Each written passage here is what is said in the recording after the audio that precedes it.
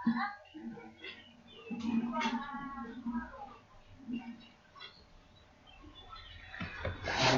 मैं रिजल। आज म तपाईहरुलाई इन्टरनेटमा डिजिटल क्लक टाइम कसरी बनाउने भन्ने बारेमा जानकारी दिन गइरहेको छु। त्यसको लागि भिजुअल स्टुडियो भिजुअल बेसिक खोल्नुहोस्, त्यसमा न्यू प्रोजेक्ट गर्नुहोस्। न्यू प्रोजेक्ट गरिसकेपछि भिजुअल बेसिक छान्नुहोस्। भिजुअल बेसिक छानिसकेपछि विन्डोज फ्रम एप्लिकेसन छान्नुहोस्। त्यसपछि प्रोजेक्टको नाम लेख्नुहोस्।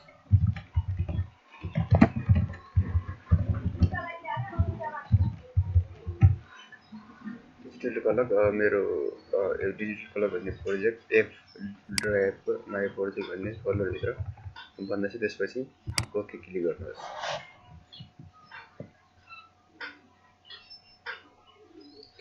ओके क्लिक गरिसकेपछि अब यहाँ डिफल्ट एउटा फर्म आउँछ। तपाईले यसै फर्ममा तपाईको डिजिटल क्लक बनाउनु पर्ने हुन्छ। त्यसको लागि सुरुमा म एउटा मेसेज लेख्नको लागि लेबल ल्याउँछु।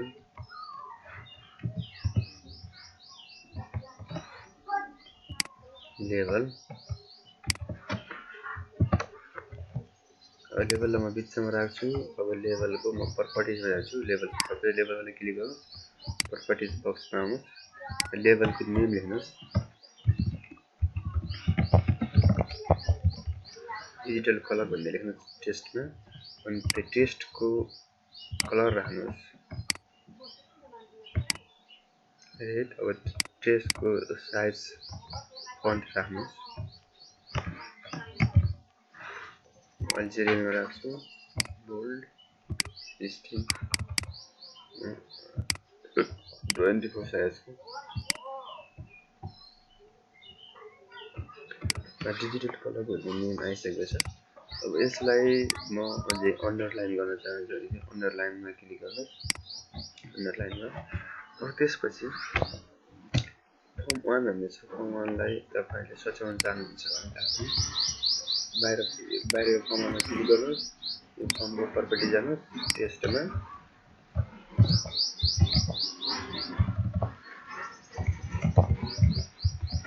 डिजिटल कलर लिनुहोस् अनि बाहिर क्लिक गर्नुहोस्। त्यहाँ डिजिटल कलर हुन्छ।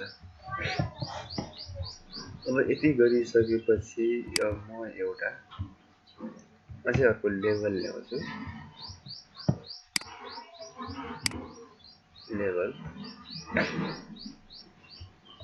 लेभलको म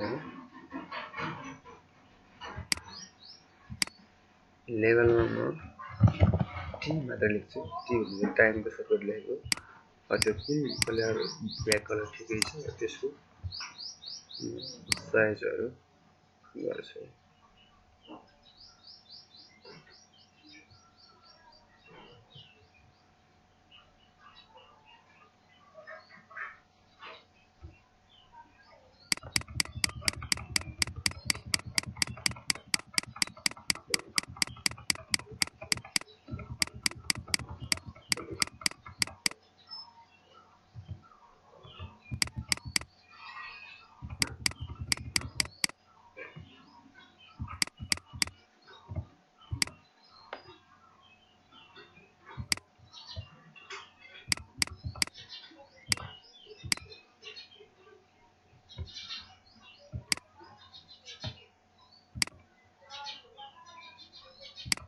म 24 साइजको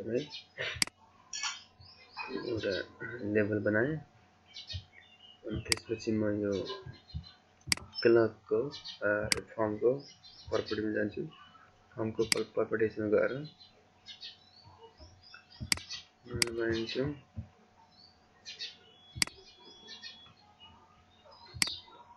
फिक्स 3D बनाइन्छु। त्यसपछि यसको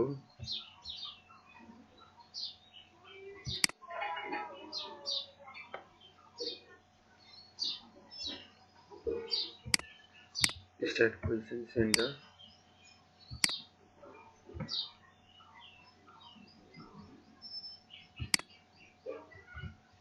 सो आइकन अनि यहाँ डिजिटल कलरको अगाडि आइकन देखिराख्नु भएको छ।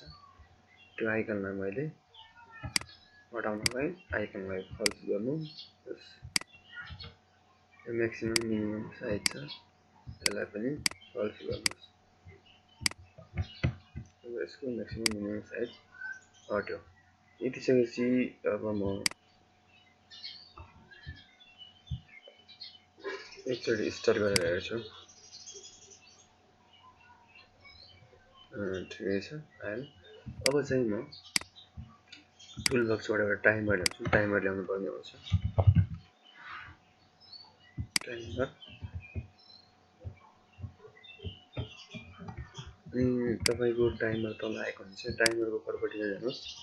टाइमर फल्स डिसेबल छ, यसलाई ट्रु गर्नुहोस्। इनाबल गर्नुहोस्। इनाबल गरेपछि टाइमलाई डबल क्लिक गर्नुहोस्। अब हामीले डिजिटल कलर राख्नु पर्ने भनेको के छ, लेभल 2।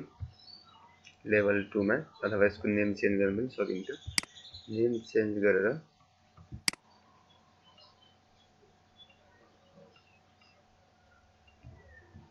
यसको नेम टाइम भनेर राखौँ। यसको नाम टाइम हो। अब टाइम डट टेस्टमा हामीले टाइमरलाई राख्नु पर्छ। डबल क्लिक गरेँ मैले। डबल क्लिक गरेपछि time dot test equal to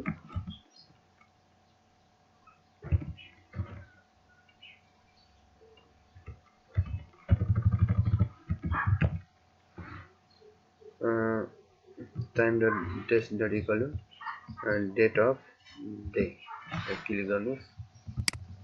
अनि यति गरिसकेपछि फेरि स्टार्ट गरिदिनुहोस्। तपाईँको क्लक भइराखेको छ। धन्यवाद। यसरी नै हामीले डिजिटल क्लकहरू बनाउन सकिन्छ visual बेसिकमा।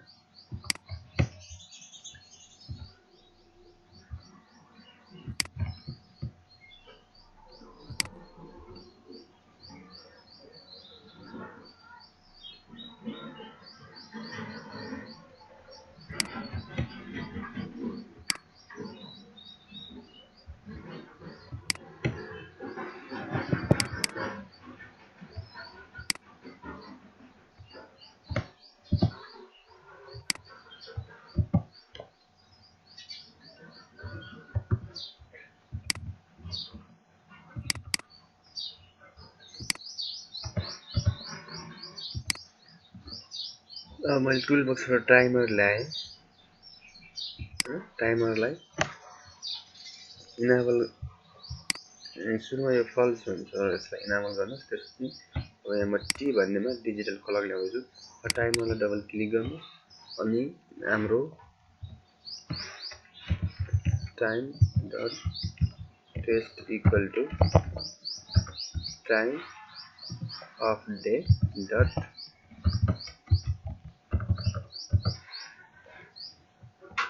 Time dot test equal to time of day गर्नुहोस्।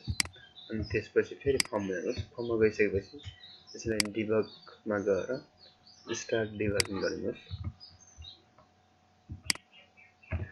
अब तपाईँको क्लक बनिसकेको छ। तपाईँको क्लक डिजिटल क्लक भनेर 9:03:12 AM भनेर भइरहेको छ।